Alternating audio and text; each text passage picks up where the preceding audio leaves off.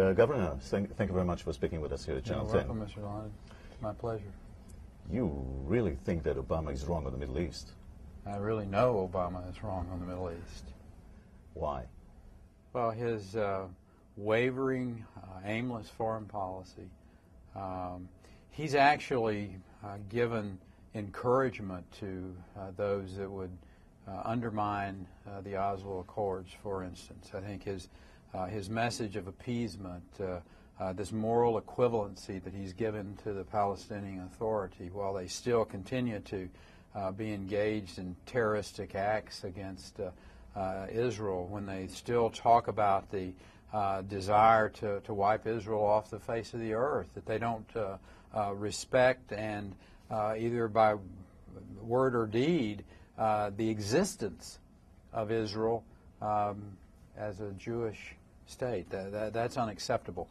So to have a president of the United States that sends the message to empower individuals like the Palestinian Authority and in turn Hamas is, I think, unconscionable. I said it was arrogant, I said it was naive, and I said it was dangerous, and I mean those things. Dangerous to the United States. Dangerous to the world. I think it is dangerous to the world to not have a strong Middle East, and in particularly anchored by a democracy in the form of Israel, both from a strategic standpoint, but also from an economic standpoint. Israel is such a powerful economic engine for the Middle East and innovation and the things that occur in the technology world in Israel, for instance. So, I mean, this cuts across so many lines, and but this president here at the UN, the Obama administration is trying very hard to hold and off the Palestinian Initiative. And I appreciate that from them, but their words and actions are what brought us to this point. The analogy slips my mind of what could be compared to, but being able to, beat people for a period of time and then, oh, we really love you.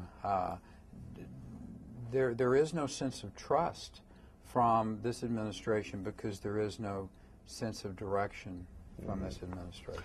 You stood today with a group of Jewish leaders, and you said that this was a diverse group of leaders, but yet I haven't seen any mainstream Jewish organization represented there. Well, I think whether it was Devin Cross, who was there as part of the president's advisory council. And I think if you go and talk to the average Jewish individual on the streets of New York, you would find that there was clearly a strong support for Israel. And there's a great disdain for this president's and his administration's actions. And if you need a good bellwether, go to the 9th Congressional District. A district that has stayed in Democrat hands for almost 90 years. Here in New York. In New York. And Chuck Schumer's old district. And I mean, this is a powerful message from the Jewish community, I think. Do you think there's any real chance that the Middle East will be part of the presidential campaign, or it's going to be mostly domestic issues? Look, this campaign will be about job creation, and it will be about creating the strong economy in America so that we can have a foreign policy.